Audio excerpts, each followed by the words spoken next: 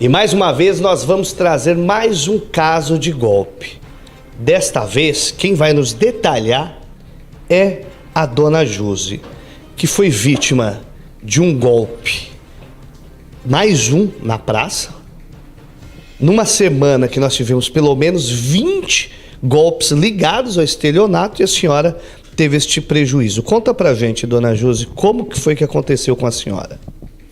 Então, eu estava exatamente aqui onde eu estou, sentada, e tocou meu telefone. E como eu já tenho salvo o telefone do Bradesco, porque é um hábito deles me ligarem, me falarem coisas, eles me auxiliam porque sabem da minha condição, né? Eu tenho problema com mobilidade, então, para evitar que eu vá lá, eles me ligam. E tocou, e era o suposto gerente do banco, Lucas, né? Que eu atendi, e eu tenho aí a conversa não, né? Eu tenho a ligação, o print da ligação, que a gente conversou durante 1h30 quase, porque eu relutei em fazer as coisas que ele estava pedindo, mas como tudo me pareceu muito objetivo, muito claro, né? Ele mandou no WhatsApp, ele me mandou um módulo de segurança do Bradesco. Então, ele falou para mim, a senhora vai clicar no módulo de segurança e nós vamos arrumar essa questão da conta da senhora. E foi o que nós fizemos. E, infelizmente, quando eu me dei conta de que eu estava sendo enganada, né, que quando ele falou, agora eu preciso da senha... Como é que foi? Vamos voltar primeiro ali, dona Josi. Como é que foi? A senhora recebeu a ligação. Ele se apresentou como se fosse o gerente do banco, é isso? Lucas, como se fosse o Lucas, o gerente do banco. A partir daí, o que ele falou para a senhora? Como que foi o rito desta conversa? Normal. Dona Josiane, tô ligando para a senhora porque tá havendo uma movimentação muito estranha na conta da senhora e nós queremos ajudar. E nós queremos arrumar para a senhora. Provavelmente o app da senhora está sem módulo de segurança. A senhora usa no celular? Eu falei, muito pouco. E ele falou, então, provavelmente está sem módulo de segurança, a senhora precisa baixar o módulo de segurança. E eu falei, como que eu teria que fazer isso? Bom, mas isso depois de uma longa conversa, que eu falei para ele, bom, então por que a minha gerente não me liga? Aí ele relatou que ele falou o nome dela. Ele falou, a Pamela e a Sabrina não estão na agência. Por isso eu tomei a liberdade, eu também sou gerente aqui, e eu tomei a liberdade de ligar para a senhora. E tem, assim, se a gente tivesse como ter essa conversa, veria que ele sabia todos os dados, tudo. Aí quando eu falei para ele assim, como que eu vou saber que é você, Lucas? Ele falou, liga aqui para mim de volta no banco. Eu tô na agência 1611, a senhora me conhece. E eu falei para ele, tudo bem. E aí ele foi me dando o passo a passo para a gente instalar o tal módulo de segurança. E eu, infelizmente, como mais outras 20 pessoas, porque podia me julgar uma lesa, né? Uma pessoa que cai fácil. Mas outras 20 pessoas caíram no mesmo golpe, que é a ligação do Lucas. Porque o golpe é bem engedrado, né? Deixa eu te fazer uma pergunta. Na maioria desses golpes a gente tem escutado que o cliente recebe uma ligação do banco. Os marginais conseguem clonar até mesmo o número do banco.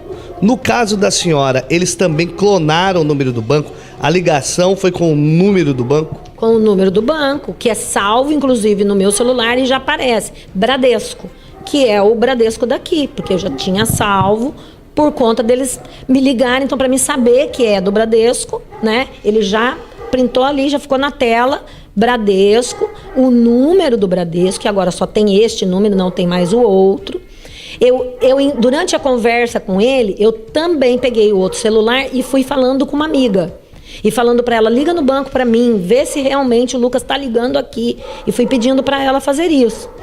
E aí tudo que ele foi mandando eu fazer, eu fui printando a tela, né? Para mim ter a segurança de que eu estava passando por aquilo realmente.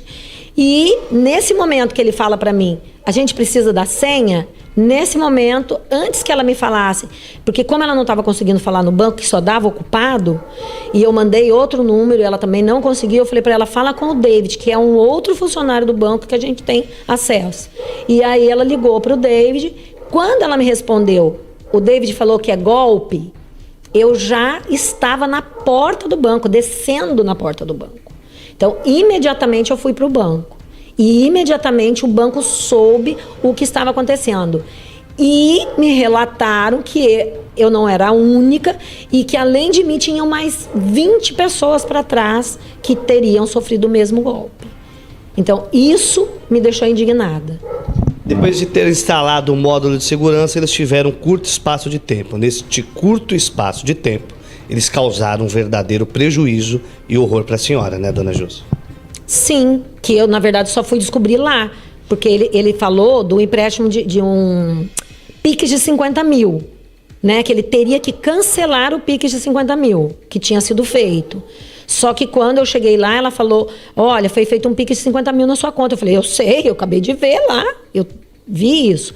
Só que depois é que ela me relatou que teria feito um empréstimo pessoal no valor de 41.800 e o restante do valor para dar o Pix de 50 mil ele pegou da minha conta, os 8.200. Mas assim, eu fiquei sem entender como que, se eu baixei o módulo de segurança, como que o banco não mandou uma mensagem imediata? Porque provavelmente esse módulo de segurança devia ser um aplicativo espião dos bandidos e não do banco, né? Então isso eu não sei, por isso que eu printei. Eu tenho printado esse módulo de segurança, eu tenho que ele foi reenviado, né? É uma coisa reenviada, e o número de onde veio, o 0800, que para mim tá como Bradesco, o número que veio, que é Bradesco. Então, assim, em nenhum momento eu sei que eu fui tola, mas de qualquer forma você acha que estão te fazendo alguma coisa boa para te acudir naquele momento. Dona Josi, a movimentação da senhora é muito estranha. Tendo em vista que a senhora, em 34 anos de conta, a senhora, segundo a senhora me passou de informação, nem empréstimo a senhora costumava pegar, muito menos fazer Pix desses altos valores. O banco, em nenhum momento, criou nenhum mecanismo de bloqueio por achar estranho este tipo de movimentação. Por exemplo, o banco que eu opero, se eu fizer um movimento, uma transferência fora do que eu faço de costume, eles costumam bloquear, entrar em contato. Com a senhora aconteceu isso? Nada. Então, essa é a minha insegurança, a minha tristeza com relação a tudo, porque eu sou correntista há 34 anos, eu sou aposentada há muitos anos, e antes de ser aposentada também ganhava a média do que eu ganho, que é uma média de menos de 3 salários mínimos, né? E nunca fiz uma movimentação desse nível. Dona Josi, a senhora fazia ideia que a senhora tinha este crédito de 50 mil reais? Não. Infelizmente, eu não observo essas coisas. Eu precisei fazer uma transação de R$ 2.500. Eu tive que ligar no banco para fazer uma transação de R$ 2.500. Então, assim, não entendi como uma pessoa pode fazer um Pix de 50 mil numa conta que a movimentação é no máximo de R$ 1.000, que eu acreditava que o meu Pix ficaria em torno disso aí. E, para minha novidade, eu tinha um crédito pré-aprovado, que eu nunca pedi, porque nunca utilizei, num valor alto. E na minha conta tinha R$18, então é óbvio, eles fizeram o crédito pessoal, né? Se utilizaram do crédito pessoal, suposto pré-aprovado, mas que eu nunca pedi. E ainda resgataram o que tinha para fazer o Pix de 50 mil. E fizeram a transferência de 50 mil. Transferência essa que a senhora nunca fez antes na sua história.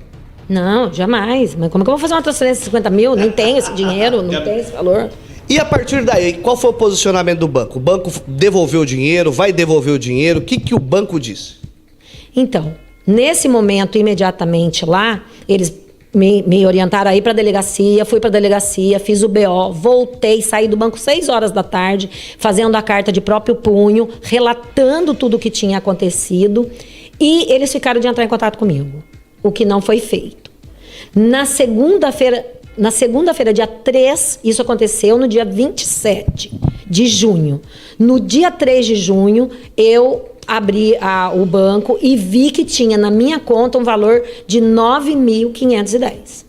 E que imediatamente na terça-feira, porque isso já era de tarde, já tinha encerrado o expediente, eu fui para o banco na terça-feira.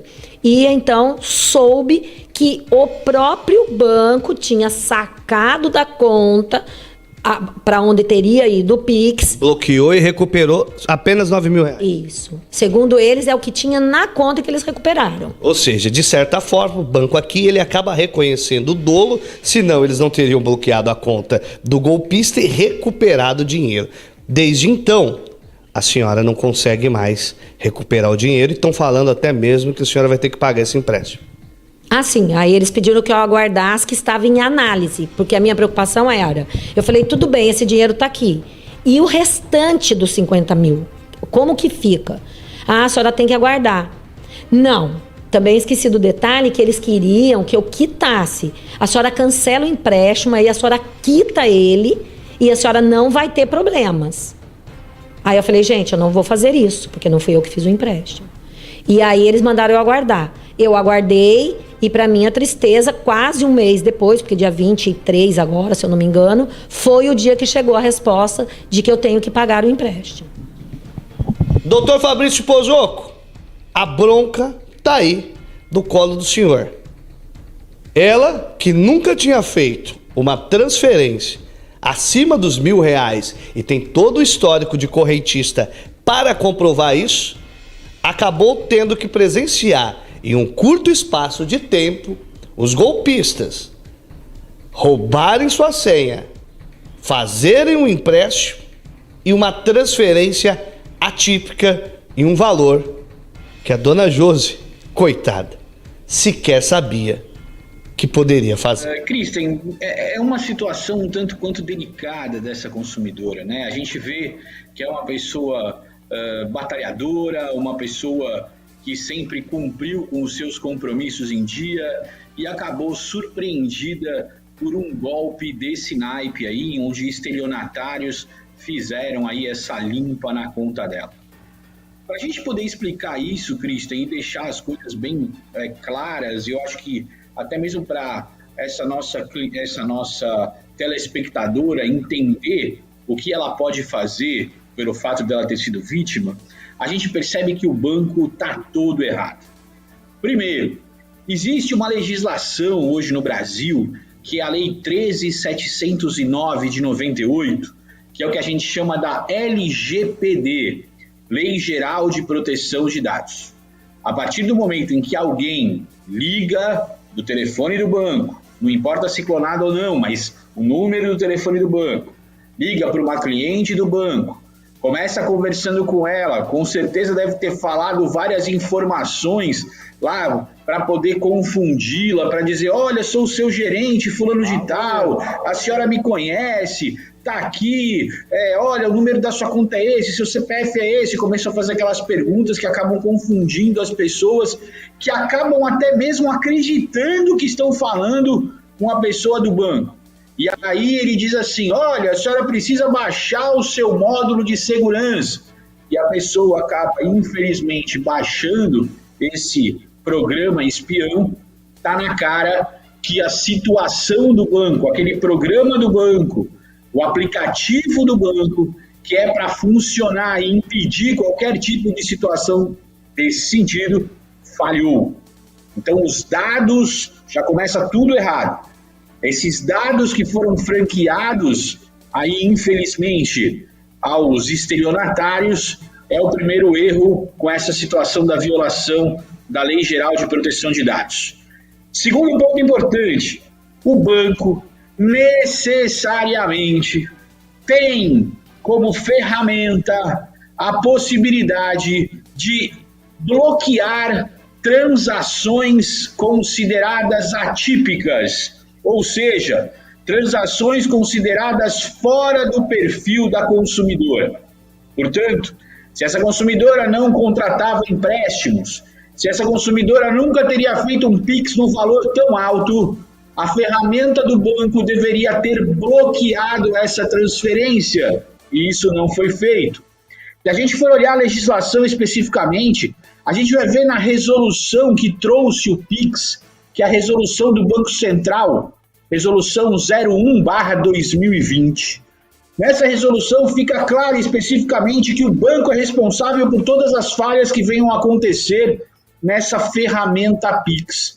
Inclusive, o artigo 33 dessa resolução é claro em dizer que o banco é responsável pela fraude que acontece no Pix. Por conta disso, nós temos aí também o segundo erro do banco. Terceiro erro do banco. A partir do momento em que a ferramenta Pix ela foi aí criada, ela foi desenvolvida, a partir do final do ano de 2021, criou-se 2 mecanismos de defesa para que pudesse, na verdade, a consumidora não passar por esse problema. Primeiro mecanismo de defesa, o que a gente chama de bloqueio cautelar, ou seja, o Pix foi enviado para alguma conta, para o Pix de alguém, em algum banco. Essa ferramenta é exatamente para fazer esse bloqueio, impedir efetivamente que esse dinheiro chegue até a conta desse estelionatário e esse estelionatário saia usando o dinheiro. Então o bloqueio cautelar aí falhou. Outro erro do banco, existe o que a gente chama de MED, Mecanismo Especial de Devolução. E esse mecanismo especial de devolução, que é o que o banco sai para tentar sequestrar o dinheiro que foi para a conta desse estelionatário, funcionou tardiamente, uma vez que somente R$ 9.000 conseguiram ser recuperados. Quinto erro, dependendo para onde foi esse dinheiro, pode acontecer do banco, dessa ferramenta que foi utilizada, ter sido utilizado como meio para os falsários, os estelionatários conseguirem esse dinheiro, se utilizando da própria estrutura do banco. Então, o que precisa ser visto é que para onde foi esse Pix, se a conta que foi aberta para receber esse dinheiro também atendeu todos os requisitos do Banco Central. Se isso não foi feito, também tem mais um erro aí que permite essa devolução. Sexto ponto, o que a jurisprudência, o que os tribunais têm dito a respeito disso?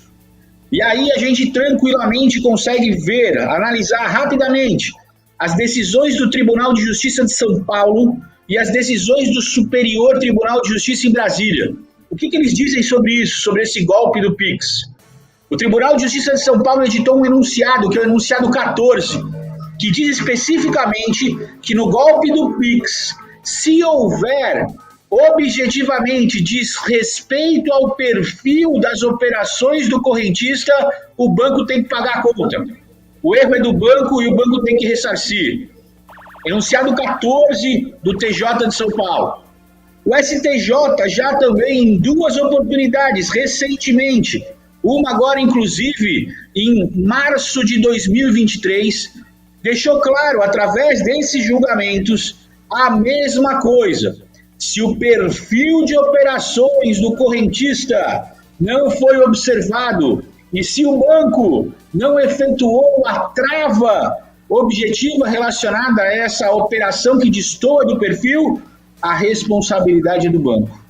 Portanto, diante de tudo isso, é importante lembrar para essa consumidora, para essa nossa telespectadora que se viu aí com esse problema, que ela pode procurar um advogado da sua confiança, procurar a OAB da sua cidade.